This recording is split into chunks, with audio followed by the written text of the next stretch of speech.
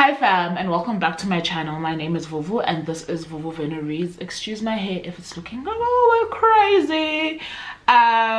If you are new on here, please consider pressing that red subscribe button down below and joining the family. If you're an oldie, a member of the fam bam, welcome back fam, and thank you for joining me once again. I'm coming to you with a very late September wrap up. If you are curious about the 10 books that I managed to read in the month of September, please do stay tuned.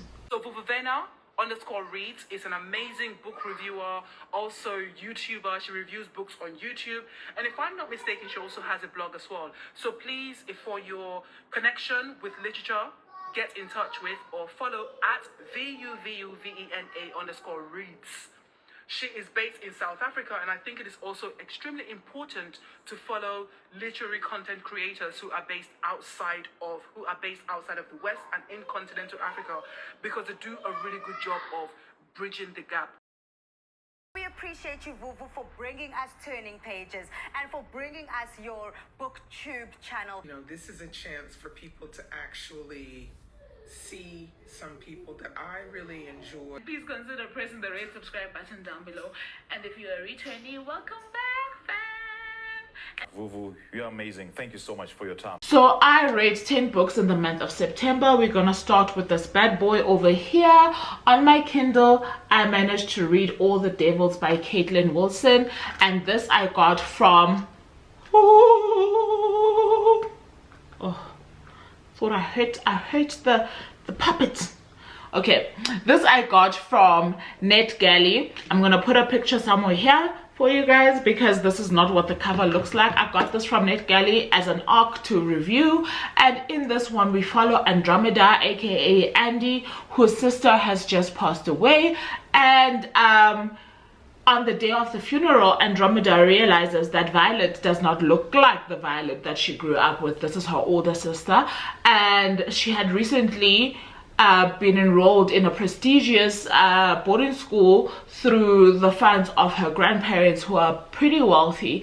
However, this is where she is said to have drowned as well, and something just does not sit right with Andromeda. Before she passed on, Violet had asked Andromeda to do matching tattoos, and she had given her hints to very weird and, I want to say, fantastical things.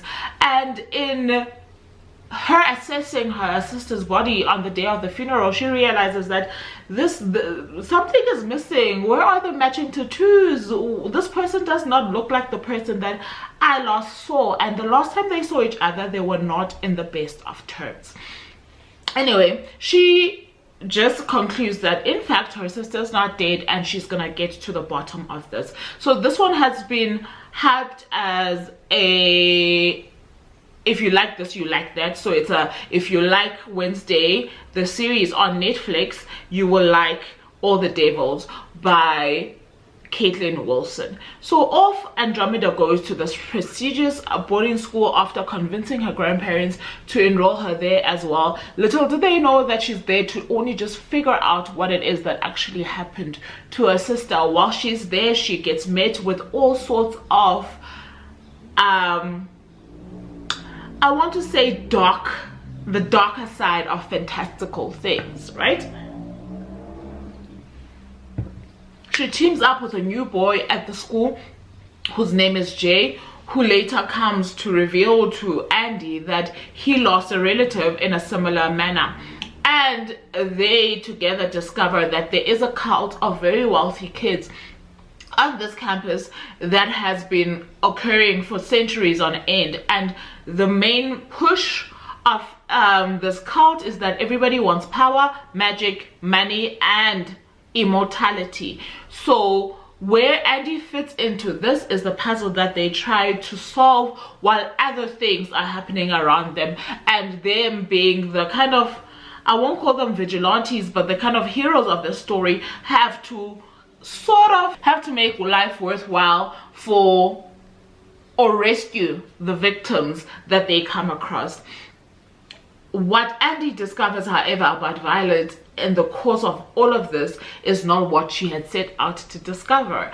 And it does question the notion of whether or not the truth does set you free. And I think that this one might become a series because of how it ends. Anyway, I enjoyed this one. It is a YA fantasy slash, I don't know if I should call it a horror, child. I don't know if it's a horror, but I will definitely call it a fantasy. I see that on NetGalley they have also, sorry, on NetGalley, on Storygraph they've also identified it as a horror. I can see why, but I think it's more fantastical than horrific. Okay, I rated this one a 3.75 stars. If you are curious on more of my thoughts on this one, I did review it on my Instagram as well. The next book that I picked up, these are not in any particular order, so sorry for saying the next book, but the next book that I picked up was this collection of short story of poetry. I'm only saying it's short stories of poetry by Kologa Putuma, South African poet, and this is We Have Everything We Need to Start Again. I've spoken quite a bit about this one on my vlogs. I got this one from Pen Macmillan, South Africa, for review purposes. This one covers quite a number of themes. I think the first half of the book covers LGBTQ IQ plus Sana, I never know, but it definitely covers queer matters, and it does it so very well. I don't want to lie to you guys, I absolutely enjoyed, as you can tell, the first half of this book. The second half questions the use of technology and social media and its influence on our anatomy, agency, and things of that nature. I did not enjoy that second part quite as much.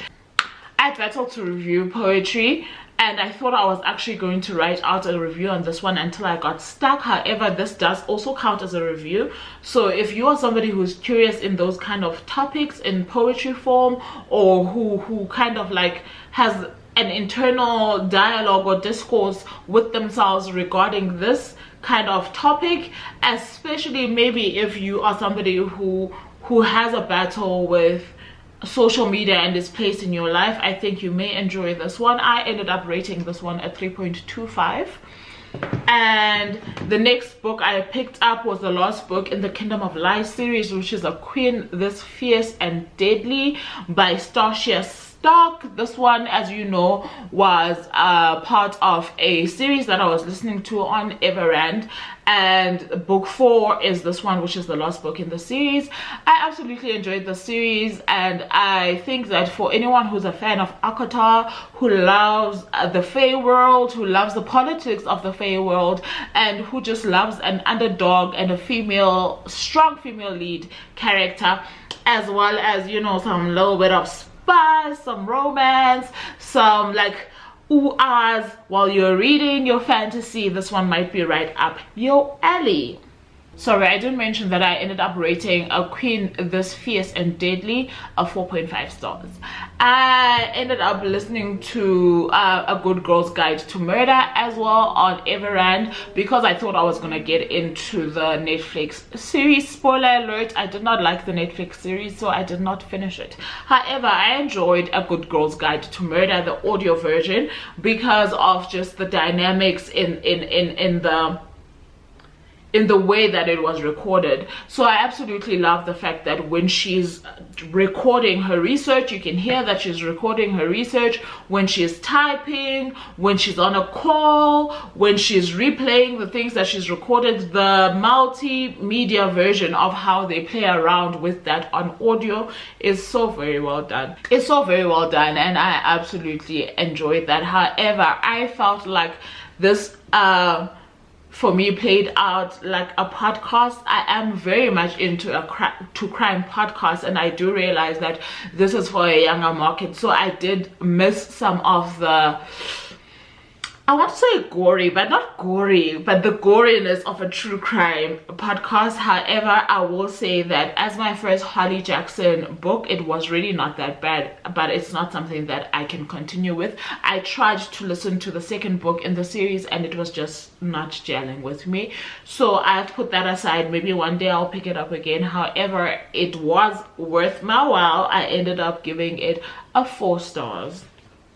Okay, so the next book I picked up on my Kindle is Luca. I don't know if I should say any more about this book because you guys know that I've already reviewed this one for you. If you have not seen the review on the channel, I will link it up here. But this was my first Grey Huffington book and I absolutely adored it. I ended up giving it a 5-star, and like I'm saying, for the full review you can definitely view that video up here.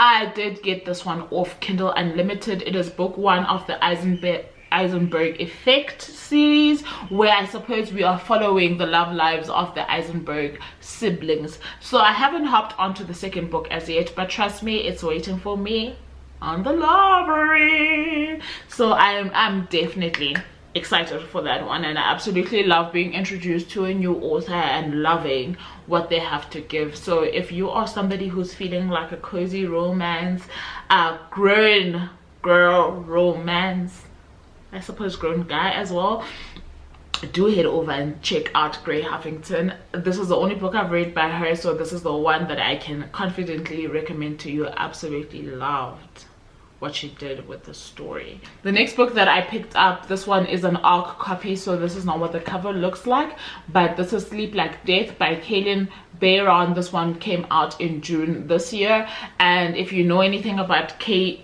Bayron, you will know that she does what's this thing called now, fairy tale adaptation. So this one is the Sleeping Beauty fairy tale, and she did great with this one, in the sense that because you've grown up on fairy tales and you think you understand what it is that you can expect from Sleeping Beauty because it's been read to you for time immemorial and you have kept that story in your heart, she has her own twists and turns to it, which I feel are so beautifully and wonderfully done. And she also hints at what the next fairy tale adaptation will be, I suppose, or I think that's what she's doing, but she does mesh up another fairy tale in here. So in this one we follow Eve, who has grown up feeling like she needs to rescue her kingdom from, sorry, this is definitely Snow White and the Seven Dwarfs, not Sleeping Beauty. So she's grown up having trained to defeat an evil upon her land that comes in the form of what they call the Night, who grants wishes to the inhabitants of her land. And these wishes, though plainly uttered, are always found, or rather the Night always finds a way to twist these wishes, and she herself is a result of a wish. And as she journeys on this path to try and destroy the Night, she finds out some stuff about her own family as well as the Knight's family, and she ends up having to run away in order to come back. So because we know Snow White and the Seven Dwarfs, sorry, I keep wanting to say, guys, you know, in my head there's just this mashup of Snow White and the Seven Dwarfs, because definitely mirror mirror on the wall, who's the fairest of them all, is Snow White and the Seven Dwarfs, and that's what's happening here. However, I keep wanting to go back to Sleeping Beauty. And as fun isn't, so honestly, sorry, I was just having an inner conversation about that. Anyway, in her quest to rescue her land and do right by her family with the wrongs, undo the wrongs that the Night did against her family, she discovers who she is, she falls in love, and she does definitely meet the Seven Dwarfs. I absolutely love what Kaylin did in terms of interpreting the story for us, and also making us as adults love or fall in love with the story and its basic morality and the moral of the story in later life as well. It was definitely very well done. I did couple this one with an audiobook and I ended up rating it a 4-star. Sorry, that review was definitely all over the place. In case you were wondering, that book I got from that big box that we got for the big night in, Bloomsbury Big Night in, earlier this year. Absolutely loved it. I'm struggling with this bad boy, so I'll just put the others up here. In an upcoming vlog, you will see me reading you will see me reading Fourth Wing for the first time. And let me tell you something about Rebecca Chow, because I tell you a lot in that vlog, but what I will tell you is that she didn't skimp on a thing. Okay, do you want battle scenes? She'll give you that. Do you want to be put at the edge of your seat? She will give you that. Do you want to fall in love? Yes, she will give you that. Do you want sisterhood, friendships that are close-knit, that nothing can come in between? She will give you that. Do you want deception? She will give you that. Do you want sides, as in morality, gray from white? Actually, no gray, black from white. Do you want betrayal? Do you want evil? Because she will give you all of these things, and on top of that, she will give you those dragons. And listen to me, I'll tell you just now, okay, at this very point in time, my favorite character in this book is the little dragon. I don't want to mince my words. The dragon is my favorite character in the book, and what she becomes in book 2, which I also read, which is the Iron Flame, not the Iron Flame, is absolutely something wonderful. I love a nice twist in the fantastical. I love when authors make me feel like I know what's coming, and then they just make it a little bit better for me. I absolutely adore that. I gave Fourth Wing a 5-star. I gave Iron Flame a 4-star, and I'm definitely looking forward to the next book that's coming out early next year, and I cannot wait. I cannot wait. Those are so exceptionally done. I absolutely loved reading those books. I want to include them in my shelf because loved them. Okay, the next book that I finally picked up was Queenie by Candice Carty-Williams. In this one, yes, we follow Queenie. I see that the adaptation is on Disney Plus. We follow Queenie, who's a young British, I want to say she's British Nigerian, or could be, oh, British Jamaican. And she is basically in that space of new adulthood where most things are confusing, right? And most things pertaining to who she is in the world and where she can fit herself into the world. And in her navigating that, she makes a whole lot of mistakes, and she almost loses friendships while trying to discover herself and mend her broken heart. It is a story that comes full circle in that Queenie does come back to herself and finds her footing and who she truly is. That's basically like the most summarized summary ever. It wasn't a story that stuck with me, I don't want to lie, and I do feel like I'm probably in my fantasy era at the moment, so I suppose contemporary books are now needing to be exceptionally wonderful for me to be able to say that they stuck. So this one didn't really stick, but it was not bad at all. I ended up rating Queenie a 3.5 star. I got this a while back. I don't even remember. I want to say 2020, during the pandemic. Okay, and then hey now, you're a rock star. Da, da, da, da, da, da. I did pick up The Serpent and the Wings of Night by Carissa Broadbent. This is book 1 in the Crowns of Nyxia novels, and this one says it's part of the Nightborn duet. However, I've seen book 3. I suppose it's a Crowns of Nyxia novel and not part of the duet. Anyway, in here we follow Aurea, who has been adopted by a vampire king. She is a human who lives with a vampire king for most of her life when her family befell tragedy. And in living in this kingdom of vampires, her father teaches her to always safeguard herself against the vampires, because obviously bloodlust, and you are the only human within such close proximity, and they could be trying to use her against him.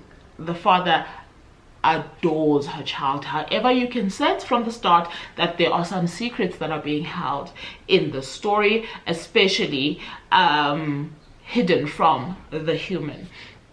As she grows up, there is a national, I'll call it, tournament that happens where you can be blessed with extra powers from the goddess Nyxia, and her father encourages her to take part in this tournament so that they could kind of like sync their powers, so the father can give her powers in order for her to be invincible or immortal or just like the vampires, making her safe in such a dangerous world and giving her power as well, because these vampires are not only powerful because they're immortal, but they're also powerful because they have certain magical abilities.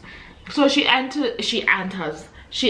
I want to see if I can see the name of this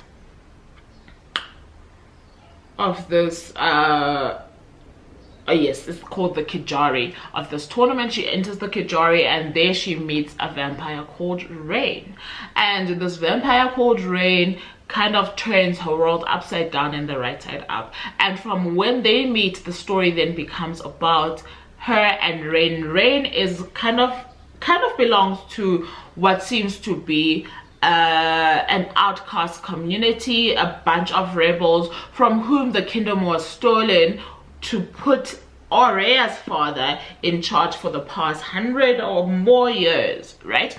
So naturally, these families are not, or Rain is not going to see eye to eye with the king, because Rain is in close proximity with Aurea at the moment.